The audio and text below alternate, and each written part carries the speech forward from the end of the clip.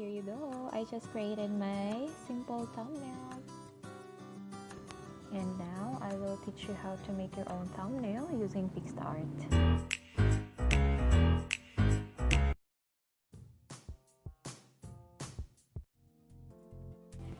Alright, so please click on PicsArt app, then click let's go and choose background.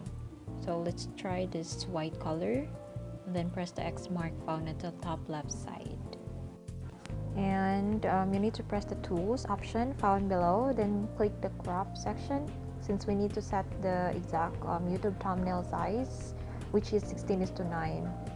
Then let's put margin by clicking the draw section.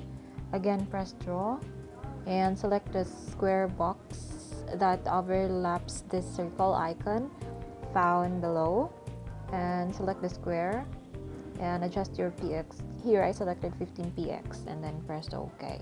And there you go, ready for adding text, photos, or stickers. So let me show you how to add stickers. Simply click the sticker and press the discover option and choose what you like as shown on this video. And you may add text, choose any colors or fonts as you like. You can actually type any title on your thumbnail design. You may choose different colors on it or font styles, and you could actually add call out tags on it. Okay, you can go back to the discover option and you may check any designs that you like or any picture. There I chose that picture, the girl one, and you could actually add lens flare if you like, but since it's white background it won't see the lens flare by the way, so yeah, I just delete it and click save by clicking the arrow at the upper right side. Then there you go. Actually, you could check it at your album. Just click on album and look for PicsArt album. There you go, it's already saved. And now let me show you how to create thumbnail using the free background. So let's choose this one. Yeah, that's grass light, and the same steps. You have to crop it into 16:9 ratio, and you could add emojis or any picture by clicking at the sticker and on the discover option. And then we could actually create another one, and let's use my picture.